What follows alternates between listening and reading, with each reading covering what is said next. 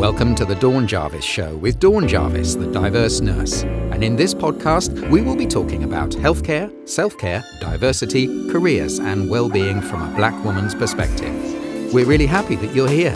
So if you're ready, let's get on with the show. Hello everyone, and welcome to another episode of the Dawn Jarvis Show. And I'm Dawn Jarvis, the diverse nurse. In this podcast, I talk to and about busy leaders, professionals, and business owners, learning about what they do and why they do it, and how they prioritize their own health and well-being and stay focused and productive. Today, I'm delighted to be joined by the multi-talented virtuoso Michelle May. I know Michelle because we were in a mastermind together, and today our topic is how helpers and healers can thrive in extraordinary times. We are going to discuss that it's okay for helpers and healers to need helpers and healers, that boundaries are important, and so we need to prioritize when necessary, and how to become your own best healer. Hi, Michelle. How are you doing? Hello. Hi, Dawn. I'm very, very well. So happy to be here. So good to see you. And we certainly are living in extraordinary times. So I think we are. So this topic's going to resonate with a lot of people. So let me introduce you. Michelle May is a licensed professional counselor, professional musician, and a coach for creative professionals. She has her own practice, A.M. May and Associates Inc., with her sister, Dr. Angela Celeste May, who is a psychologist and also a musician. The May sisters have been educating, motivating, and inspiring for over 25 years through counselling, coaching, consulting, workshops, and speaking engagements. That's amazing. So, Michelle, you have a very, very impressive bio and CV, and obviously a very talented family. How did you get to where you are today? Wow, that's a whole podcast within itself, but I'll give you the highlights. I am in the United States. I am specifically in Detroit, Michigan, and Detroit, Michigan is an internationally known for music, as you know. You probably know Motown, absolutely. You can't say Detroit without Motown. But what people don't realize is that we actually have a thriving music community, and have for many, many decades, back many, many years ago, in all the genres. And you name it, we've got it. So any type of international music that you like, world music, jazz, of course, R&B, popular music, classical music. And what people don't often know is that, Black Americans in Detroit have been very prominent in all of those genres, even classical music. So I was very fortunate to grow up in this area, in this city. My mother was a concert pianist, and my father was also a singer and a percussionist, although he also worked for the automotive industry, because that's the other thing Detroit, of course, is known for. Is the cars. Yep, and internationally known for that. So we grew up in a house full of music. It's my sister and also my younger brother. I'm the oldest. And so we started music lessons young. And my sister is a vocalist, but we all had like piano lessons, violin, flute lessons. I was the one that stuck with the violin and flute. So I am a professional violinist and flutist. I've been performing for over 40 years now. Wow. And I performed with a lot of very famous people. So, and as well as having my own group. But anyway, so that's kind of the music end of things. As far as the mental health end of things, my original training from college and university was in education, because, I also grew up with a family of educators too. And so I was in education, but later I was drawn to mental health. I started working in a mental health outpatient program, and I was noticing that the social workers were doing a lot of wonderful work, and I thought, wow, that's intriguing. And I thought, I decided to kind of go for counseling because it was more into education than it was into just like strictly maybe clinical or hospital or things like that. And education was still very important for me, to be an educator and to do that. So So I went and got my master's degree in counseling from the local university. And that's how I started in that. But I really wanted to do my counseling in an educational setting and in a higher educational setting. So I became a university counselor. Wow. I was actually an academic advisor for a while. And then I transitioned over to another college, a community college, where for the last 25 years, I was a college counselor. And I was providing services with personal, academic, and career counseling. Brilliant. For many hundreds of students. And so fast forward to today, how I became how I am now. My sister and I started our private practice back in 1996 when I was in between a full-time and a part-time job. And so I continued to do the part-time counseling, but also we were running our business too. And in our business, my sister is a psychologist, my younger sister, she's a doctor of psychology. And so we were providing counseling services, but also consulting services. We were often asked to speak and put on workshops and things like that. And so about a year ago, about 3 years ago, 2018, I think that's been 3 years now, I was awarded a very prestigious fellowship here as a result of my music work. And so I began to feel like, I really want to take the rest of my life to a new level too. So my sister and I started working on relaunching our business so that we would have more of a reach outside of the local area, as well as I wanted to do things like, just provide more services out of our own business and also really to make more revenue too, just to be honest. I mean, absolutely. Right. There's nothing wrong with that. So a year ago in March, we relaunched in the virtual space because of course we had to with COVID, but ironically, we were already prepared because a year prior to that, that's when, I met the business coach that you and I have and rebranded ourselves. I decided, I said, what I'm really doing is coaching here at the college. I want to continue to do that because I'm a very good coach and counselor. Yeah. And so long story short, we rebranded last year as really an international, because with the internet, you can reach everyone as we're showing right now today. Absolutely.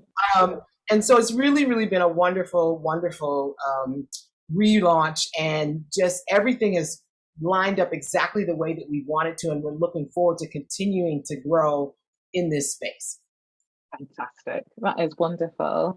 And I know that you can share with our audience, I know you've sort of transitioned into sort of retiring from sort of like your educational background. How's that been? Because that's, I think, as you become into your different season, I was told that today, it's a different season. It's not midlife, it's a different season. So, these things are challenging, they're good, but they're challenging in their own way, aren't they? So I think so. So I know from my point of view, sort of like moving from a corporate job into being a business owner, although that was what I really wanted to do, that was quite challenging. Because you think about yourself and your identity in a certain way, like you're a musician, I'm a nurse, you're a counselor, but you're also a business owner. So, how was that for you? So it's very interesting. So you're right. I don't like to say that I'm retired because I'm not retired. And actually, so for the audience, just to kind of give you context, I worked for 25 years for the last college I was at, and I just retired in August to run the business full time with my sister. So originally I was going to just resign. And they were like, no, you've been here for so long. If you say you're retired, you get more recognition. So I'm like, okay. I'm present.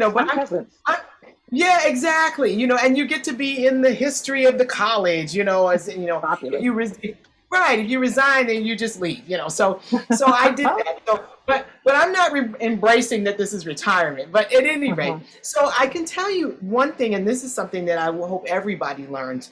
The thing that has been a transition really for me has been, I was kind of on this, as they say, hamster wheel of having a certain schedule.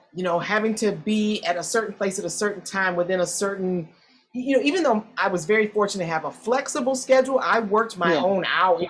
We had a certain amount of hours we had to work, but you could work them however you want. And I'm not an early morning person, so my day would usually start about 11 and I would go to 7. But there's still so many years of that. And then when I retired, I almost had this feeling like, okay, I need to get going. I need to get these, clients in, and I need, and it was just kind of a minute of maybe mini panic, Yeah, I hear you. But I started to realize, wait a minute, you really do need to give yourself grace and time to make that transition. I'm not, in a situation, fortunately, where I don't have any resources. I have multiple streams of income. I'm also married. Yeah, I'm also married, so I have a partner that, my husband works also. So, and there's a lot of things in my life that we're very fortunate that are already taken care of for right now. So I had to really deliberately take a step back and breathe and say, okay, you know what? No, you don't. You don't have to jump into the schedule right now. You can start gradually increasing things and bringing on the things that you need. And it certainly helped me a lot to be in the moment more, to not be so worried about what's going to happen in a couple weeks, or how am I going to handle the next 6 months? Or for me, it's just been what do I need to do next? What do I need to do next? How am I going to handle today? It's something that my mother used to always say to us, that, all you have is right now. All you have is right now. And boom, that just went, Yeah, absolutely. So that has been helpful. It's funny, my husband asked me the other day, so what are we doing for Thanksgiving? I said, no, I'm not doing that anymore. Thanksgiving is in November. United States Thanksgiving is in November. Absolutely. I'm not thinking that far ahead right now. We'll just handle today. But so that's been the biggest change really for me, because we've been planning for this for a while.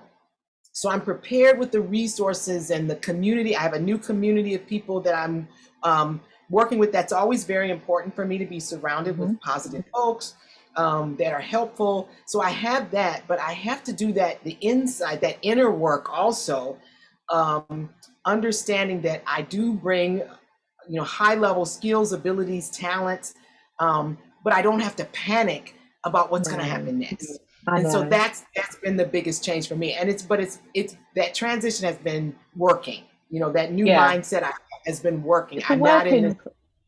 It's a work in progress, isn't it, really? Yeah, absolutely. I so hear you. You're so used to I used to get the train to work every day.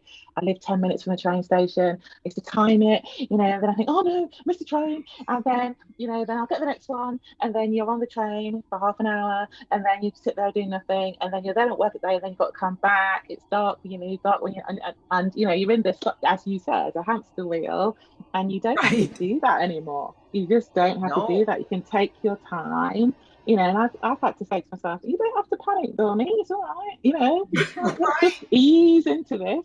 So, it's a chance. Yeah, absolutely. I love that expression. Expression. And so do you still do music as well? Because I know music's so important to you, and you're not really sort of playing that up. So if you look at Michelle's website, she's amazing, and she does lots of things. So she's not really sad what she does. No. So no, music is absolute. I have literally been hearing music since I was in the womb because of my mother. So there's no music is definitely there, and I'm so blessed to be able to bring that creativity really to everything I do. So as far as my music, I'm the last year was very difficult worldwide for artists and for artists in general, no matter what whether you were a dancer, a musician, you were an actor, a visual artist, all of that, literally shut down overnight, as of last year. It was just all of a sudden, boom, it's gone. And so, those things are starting to come back. It was interesting how wonderful the virtual, everyone kind of pivoted, artists did, into the virtual space of still providing performances or doing their shows or things like that, they had to do it virtually. And, we do miss that interaction.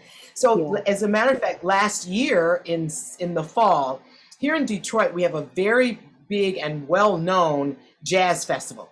Detroit, it used to be called the Detroit International Jazz Festival. But so last year, they were going to shut it down altogether, but they pivoted to virtual, and I actually performed in a group. And it was really interesting. We did this, there were no audiences. It was in one of our main hotels in the ballrooms. And the only people allowed there were the performers and, of course, the technical staff and all of that. So it was different because, after you played and everything, and then it was like nothing. Right at home, right. Right. If you were looking at something, you might have seen something scroll across the screen, but it was like dead silent. So, we were like kind of clapping for ourselves. But it was still wonderful to be able to play. Hundreds of thousands of people still saw us around the world. I also produce shows. I produce house concerts. I live in a beautiful historic neighborhood, in one of many in Detroit. That's something else people don't know about Detroit. They don't actually. No, we have beautiful architecture. Forget what you heard. We have that other stuff too, but we actually have. It's people who come to Detroit are absolutely blown away, and so I'm very fortunate that I live in one of those neighborhoods. It's a generational thing because my great grandmother purchased the home that we're in, and so I inherited it. But anyway, in my neighborhood, for the past 11 years, I founded and produce a house concert series. So we bring musicians into our beautiful homes in the neighborhood to perform. Now, last year, nobody was coming in anybody's house with coronavirus. But many of my neighbors have beautiful yards. So we just transitioned to doing everything in the yards. And it was wonderful to be able to have an opportunity to not only for me to perform, but also to bring my colleagues, my music colleagues, to come and have concerts also. So I've continued to do that. I've also actually do that in 2 historic neighborhoods. I produce those. There's a local coffee house. I bring musicians to them also. And my own group, which is called Musique Noire, which is Black music in French. I love that. We are a mostly women-led strings and percussion ensemble, and we perform world jazz. We've been out performing. We're finishing up our 4th release. We're recording and everything, and so that hopefully will be out in the spring. So long story short, music has not stopped. Music has not stopped. I'm glad to hear how resourceful you are, particularly in these extraordinary times, and it is amazing. So Michelle and I were in a mastermind together with a lady that did everything in person, and she just pivoted to do everything online, and was more successful, I think, in that sort of like that in that pandemic era. And now she does a hybrid effort, and so it's amazing how resourceful people can be. Like, my daughter's an actress, and my niece is a musical theatre actress, and the things that people are doing to get sort of like art out there is amazing. It doesn't stop, like you say, it just carries on, and people are very resourceful around it, aren't they? Yeah, so we needed it more than ever last year. Absolutely, we certainly did, and it's sort of like it meant the importance of connection, and what music means to people, and what art means to people, and what it brings to people, I think really came to the forefront there. So we are living in extraordinary times, and so you say that it's okay for helpers and healers to need helpers and healers, and I hear you, but tell me a little bit more what you mean by that. Yes, so there's a saying that says every therapist should have a therapist. Right? And so I don't necessarily think that, but I do know that every helper and healer should have some sort of support, whether that's a support group or a therapist or a community, something. And I don't just mean like your family. That's good. But I mean a step further, where you're surrounded by people who truly understand what you do, and maybe do some of the same things, but you are, able to go and vent, dump, get pats on the back, support, those kind of things, whether that's you having your own therapist or your own coach. You know, you and I know, of course, know the value of coaching and all of Absolutely. that, getting that for ourselves. Yeah. But it's important because now that I'm really into a lot of, like, I'm in a couple of really good Facebook groups of clinicians but hearing the burnout, you know, everybody's still talking, you know, the burn, and I'm listening to them talk about their schedules, which are incredible. And it's like I'm thinking, no wonder you're burned out. But the therapist in me wants to dig deeper. Like, how did you get to that point? You know what I mean? And but it's important because for all of us, we need to know that it's okay to be in that space where we need it. And for some people, and I have been that way, in the past and a little bit sometimes now, but where, asking for help is not a weakness. It doesn't mean that you failed. It's actually one of the strongest things that you can do for men, women, non-binary, anyone, for anyone, any person. It's one of the most strong things that you can do is to reach out and just say, I can't handle all of this. Can I get some help? Or can I get some feedback? Or and so I still hear people saying, I don't want to bother folks, or I don't want to ask for help. Or it starts to look like maybe I didn't do something that I wasn't supposed to do. So we are, as helpers and healers, are in that space, particularly, we're talking about extraordinary times.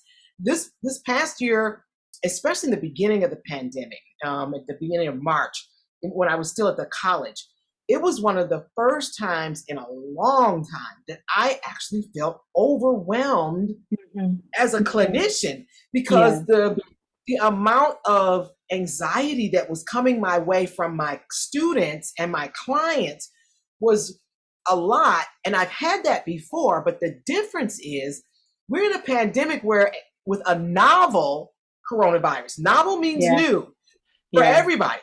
So nobody had the answers. No one had the answers. So we're used to, as healers and clinicians, able to say, okay, here's what you can do. And now we're like, I don't know what to do. I don't know what to say. I think that's so right. Yes. I think that it was so right, because it was novel. It was unprecedented. I think I said the word unprecedented every day in 2020, because it was unprecedented. Yeah, it was. Exactly. And like you as a nurse, and I worked for a large sort of overseeing organization that was supposed to have the answers, that was supposed to be able to tell people what to do. And I suppose we've seen the fallibility of man, haven't we, really, that nobody does really have all the answers, although they might purport to, and that everyone just does their best. And I think that we're transitioning to a new way of being, the new normal, even though I do hate that expression. And we've got to sort of like, nothing is certain, because we've been through what seemed impossible, and so now we've got to find a new way of being. And I too see with nurses and doctors and people in the medical profession, people I used to work with, people I still know, that they are burnt out, they are keeping going, they're running on adrenaline. But I am seeing also that people are recognizing that, as you say, helpers need and healers need helpers and healers. And I a bit of my experience, I used to work in children's intensive care with children with congenital heart disease, and it was horrific. And I was a lot younger, and but at that time, this is like we're going back 20 years now, they used to have we used to have debriefs with psychologists, because we used to see things that weren't normal. Absolutely. And so that was normal for me to have to debrief with a psychologist about what we had experienced, seeing children die, the reactions of their parents, and quite traumatic things that happened. And we used to talk to a psychologist about it. It was important. And so now I'm hoping that people are sort of having that space, like you say, to sort of like process you know, the extraordinary things that have happened that haven't been in our lifetime. I liken it to, you know, World War II. You know, that was extraordinary, wasn't it? And, you know, I feel sorry for our children living through this, because they're not having the same experiences of university, college, and, you know, moving away from home, maybe staying at home where they didn't want to, and things like that. So I think it's different for everyone. Right, very much so. I think so. That brings up a, you know, the issue also is that we're not out of this yet. There's still a lot of unknowns. You know, so we've got vaccines now, but there's people that are still getting coronavirus with vaccines, and we don't know how long the vaccines are going to last. And now there's all this, you know, who can wear a mask and who doesn't want to wear a mask. And so there's just, it's a lot of residual that anxiety and so forth that's going to be with us for a little while. So you talk about boundaries that they are important and that we need to prioritize the necessary. Talk me through that. How do you know, again, I can see where we're going with this, but I really want you to talk us through it. Yes, so I like that, prioritize the necessary, and that boundaries are important. So this again is taking care of yourself in extraordinary times. So when I say prioritize the necessary, so what's necessary? It's necessary that we eat. It's necessary that we take in liquids. It's necessary that we move our bodies. It's necessary that we take care of our health.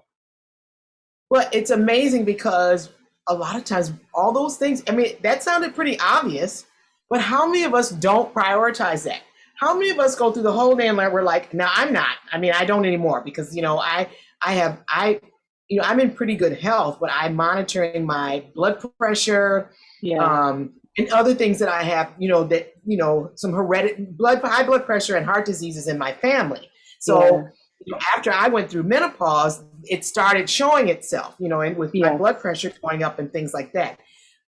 So I'm monitoring those things, so those things seem obvious, but, you know, so many people, like I said, they go through the whole day and they're like, oh my gosh, I didn't eat today. And they have a headache and they think it's because of stress. Well, it's actually a little simpler than that. And, you know, you're a nurse, you know how this goes. I know. Some of these things are not complicated. It's just you didn't eat today. Okay. So, and, you know, they're ready to run to the physicians to ask for, you know, medicinal remedies, when a lot of these things can just be cleared up with drinking water, you know, moving your body, you know, whole food as opposed to processed foods and things like that. So what's not necessary is being surrounded by toxic people, not being able to say no when you know you need to take a step back. That's something that I had to do just recently. I serve on a couple of boards, board of directors for a couple of nonprofits. And I was an officer in one, a vice president. And all of this, they were involved in a big project. And all of this started to happen when I was leaving the job, you know, making the decision to leave the job and putting all of that in place and working on my business. And I realized something had to go. And as much as, you know, I keep my commitments, I do. But this was getting to be extraordinary because my blood pressure was actually going up. And so prioritizing the necessary means that wasn't necessary. That board position wasn't necessary. My health is necessary. So I think that's something that if you can just even use those three words, prioritize the necessary, to kind of look at your day and how you're living your life. And if you're feeling stress and anxiety, is there something in your life that you're prioritizing? It's not necessary. It's not necessary. I love that. So that's fantastic. Yeah, I like that. It's a slogan. And sort of having those boundaries around what is important, which is you, isn't it? Really, because if you don't eat and drink properly, that you's not going to exist anymore, is it? Really, or not going to be functioning fully. So you need to prioritize what's the necessary. Definitely, absolutely. I love that. Absolutely. And so for some people it is difficult, depending on, because you may be in a toxic work environment. You and I know, I mean, we left for various reasons, but we were able to do that. But it takes a decision. You have to make a decision, and it takes knowing that you're going to be okay, even if you jump out there. You know, I stopped even I even changed the vocabulary. I talk to my clients all the time about how you speak about a thing. And so people would say to me, you're getting ready to retire, and going to your business, that must be scary. And I would tell them, no, it isn't. Even though it might have been for a minute, but no, it's not. It's a challenge. It's things that I'm going to work on, but I'm not scared of it. And that really was the truth. I wasn't scared of it because I'd been there before. But if you embrace those terms all the time, that can affect you, mentally, physically, spiritually.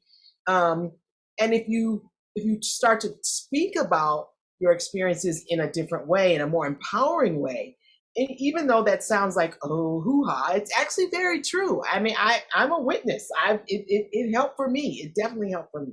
So prioritizing the necessary and putting boundaries around, your time and the things that you spend time doing and the people that you spend time doing them with, across all aspects of your life.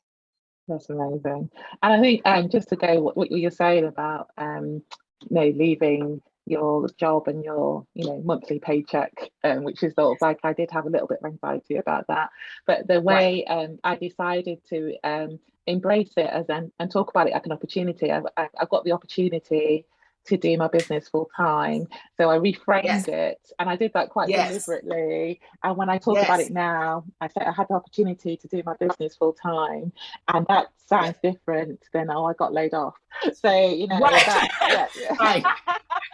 That even sounds better than to me, that sounds better than I retired for me. Because, retired, I'm just not in that mindset. So, so I love that. That's, and you feel so much better. I do feel better when I speak about things that way. And it when you say it that way, I had this opportunity, and it sounds more like you have a lot of power around that. These were my decisions. And this is something that's going to happen. And you're moving towards it rather than being pushed. You're making that decision to move towards it. So Michelle, this is really brilliant. How do you become your own best healer? What tips could you give us around that? So, because for this particular segment, I'm talking to those of us that are healers and helpers.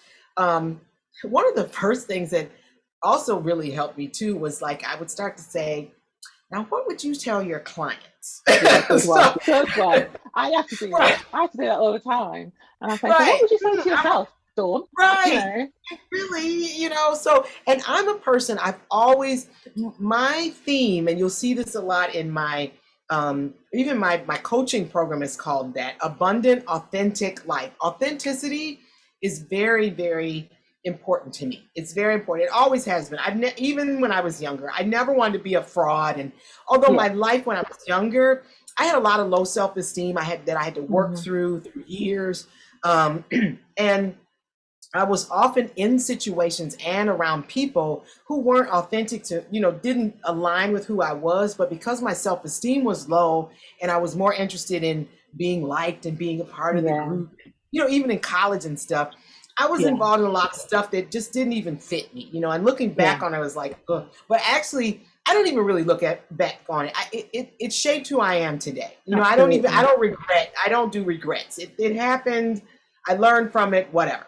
So I think being your own best healer, first of all, is all of us that are in the healing spaces, again, like I said, we have knowledge, talent, skills, and ability that allow us to reach people who need our help. And we are able to help provide. I mean, we don't actually do the transformation, but we are able to help support so many fantastic transformations for others. And that is a lot of, it's a lot of resources that we can use for ourselves. And so that's the first thing, is recognizing that, one, you're human, you're going to feel certain things, but you know what to do. You know what to do, and recognizing that. And so then the other thing also too is, as I mentioned earlier, is giving ourselves grace, not beating ourselves up, not saying, well, I must be, imposter syndrome. I must be a fraud because I'm not doing the things that I'm telling my clients to do. No, you're not. You're not a fraud. You just haven't taken the time and made the decision to provide what you're providing for them for your own self. And that's okay. It's okay. We all are walking our own path. So giving ourselves grace and having empathy for ourselves goes a long way in helping us be our own best healer. Taking the things that we talked about earlier, setting those boundaries, getting the support. That support it really is a huge thing. It really, really is for a lot. I mean, if you think about it, from the time you're very young, and if you think about the clients and the patients that you work with over the years, and those who had support and nurturing at a younger age versus those that may not have, and you can see the difference. You can see and for me, I'm actually kind of another example of an exception because I had 100% support on a lot of things, but I was not, as a young person, my own best cheerleader. Even though my mother was, and everybody was always telling me, you're so talented, you're so, you're beautiful, you're this and that. And I was always like, no, I'm not, that kind of thing. So I know it now, but that took some work, that took some work. It really will. To be completely honest, I didn't really embrace myself fully until I was in my 40s. And then by the time I hit 50, I literally looked at myself in the mirror and I said, you know what, Michelle, no more foolishness from you. Get it together, and so, but as a young person, it wasn't my family that wasn't nurturing me, although, there was things that happened here, my parents split up and things like that. And that, that's never pretty.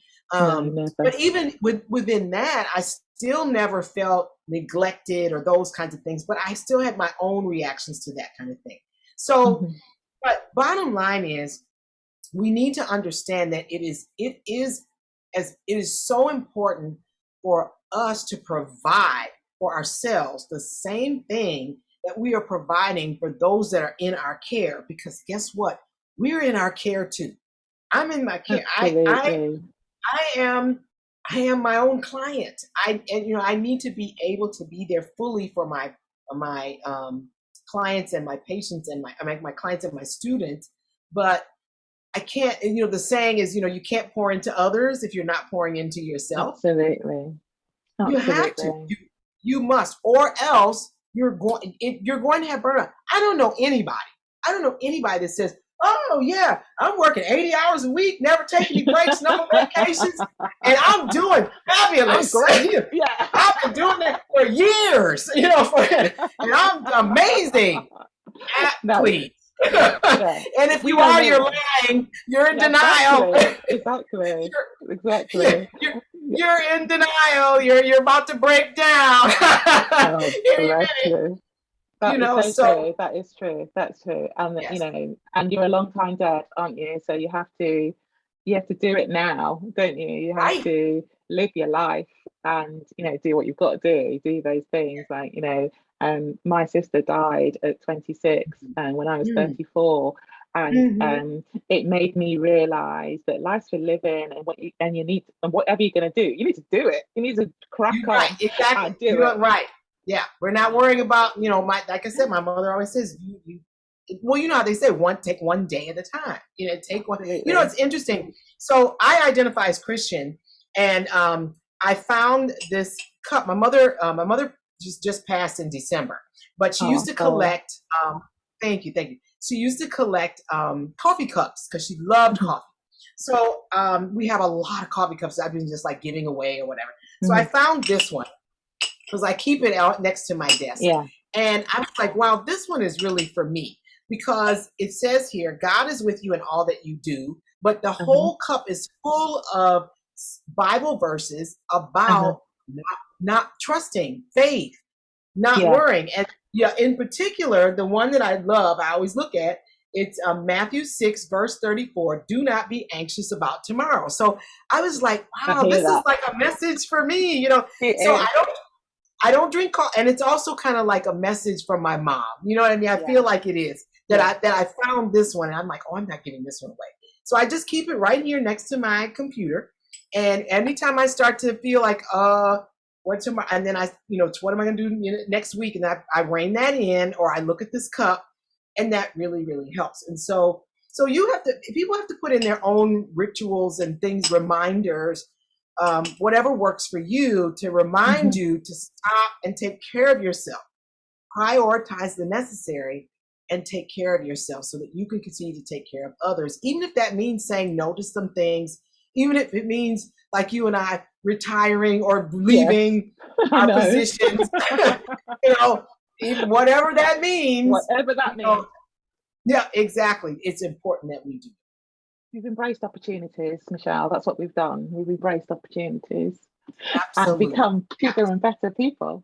Definitely. Right. So I was going to ask you how you managed your own health and well-being, but you've given us lots of examples of how you have done that and the things that you have done. My water. Yeah. Drinking water. You've inspired me to drink more water because I do struggle with the water, but I do it. Actually, I make a routine around doing it. I know that I have to drink water. I know that I struggle with it. So then I have to put it in a ritual and do it. And then, I've just joined the gym, because I think that these things need to happen so that so I can live the longest and happiest life that I can. And I think, and if you know that you struggle with it, then you need to sort of like almost gamify it, don't you? Sort of like, so what needs to happen to make this happen? Exactly, because I'm like you. I'm not good with the water either. I'm not good, but I have definitely, one of the things that helps me is to drink it in this smaller, because you really need to have, this is 8 ounces. You need to have what, 8 of these? So for me, it's easier. Sometimes it's easier for me to drink 8 of these than to think about the bigger stuff. Now, and then also big cups.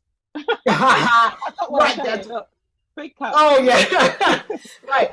But I drink tea. I drink tea every day, and then sometimes I also drink like flavored water, but it's no calories, no sugar, or anything. It's just like self-flavored seltzer. I have a trainer, and I work out with her twice a week because that keeps me accountable. I really, through the years, I've never had like a weight issue or anything like that, because I'm a person. I'm one of these people that, what do they say? I don't live to eat. I eat to live. Exactly. Yeah, I don't. Sometimes I'm not like, oh, food. That's just me. Sorry, I know, right? Sorry, it's just I've always been thin, but I haven't obsessed about being thin or anything like. I've never. It's just not. It's just something I do. So now it's really about my health. When I talk to young people, I do a lot of talking about good health and nutrition. I mean, I'm not an expert, but whenever I'm talking about mental health things, I always talk about the physical health things.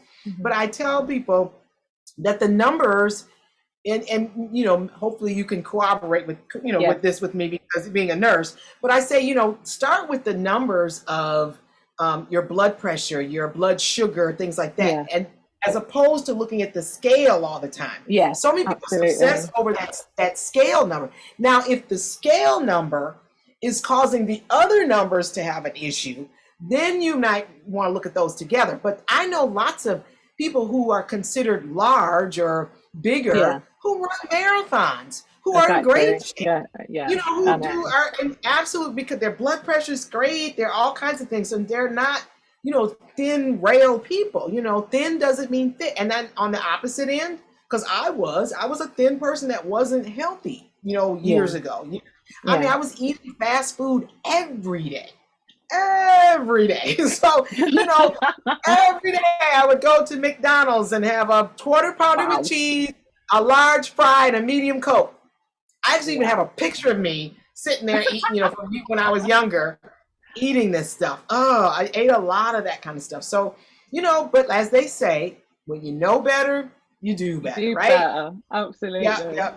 So the thing that changed for me was just getting older. Once I started getting older, some of the things I was eating was actually messing with my stomach. So I changed a lot. And as you say, when you know these things, and when you're young, you think you're going to live forever, don't you? So like my children think they're going to live forever. So right. Okay. So, but I said everybody gets old. Trust me. I was 18 once. That's right. It's coming. Oh, it's coming. So this has been absolutely wonderful. How can our audience get in touch with you if they want to work with you or be part of your world? Sure, we'd love to have you. So, all right. So I'm going to give you 3 websites that I'll spell out. So you can find me. First of all, it's easy to find me on Instagram. It's my full name, which is Michelle Ann May, but there's the underscore in between each word. So Michelle, MICHELLE underscore Ann, ANN underscore May, MAY. So Instagram is a great place to find me. Also, if you start with my website, it actually connects to everything that I have. So my website is my name without the middle. So it's Michelle May, MICHELLEMAY.net, NET. Someone else already had .com, so I had to go with .net. So who is this person? I'm gonna find her. Right, and I did find her, and actually, she's a doctor. She's a white woman. She's a white, and she talks a lot about nutrition and things like that. That's but amazing. She's been out you there. Should do it. Yeah. You should do a show together, the Michelle May. Dr. Michelle May and Michelle May, right? Yes. It's hilarious. Yep. But she's written several books, and so she comes up a little bit higher in the Google search than I do. But if you do like Michelle May musician, I come up a lot higher. So But anyway, Michelle May. Yes, MichelleMay.net connects me to my business, with my sister AMA and Associates. It connects me. I have my Instagram, my Facebook. Everything really starts there, and that's usually where I just start people off at that point. But love to have you in my world. Lovely. So we're coming to the end of the show, and it's been so wonderful to speak to you, Michelle. So many gems. I've loved hearing about your story and how helpers need helpers and how we can help ourselves. It's been fantastic to talk to you. Have you got anything for a sort of personal message, some tips or some action steps? Well, give us loads, but we can put anything else that we can leave the audience with today. Sure. So I would just say, first of all, just as much as you can, try to enjoy life. We're all in various situations, and for some people that's difficult to do. It's difficult to do, but if you can just look and find the positive in any particular moment to try to get you to that next step. As they say, you're not always gonna. Hopefully, you won't always be in a negative space. But give yourself grace and empathy. And for my healers and my helpers, let's be our own best healers and helpers. Absolutely. That is amazing, Michelle. Thank you so much for being my guest. It's been so wonderful to speak to you, and hopefully we'll speak again soon. I know that you're going to see some people that we know at the weekend to say hello from Dawn. And hopefully you haven't forgotten me yet, but because I'm unforgettable. But no, I guess absolutely. Absolutely. I'm so honored to have been here and to talk to everyone. Thank you so much for having me. You're very, very welcome. So that's it for the Dawn Jarvis show today, which is brought to you by dawnjarvis.com. Take care, and hopefully we'll speak soon. Bye-bye.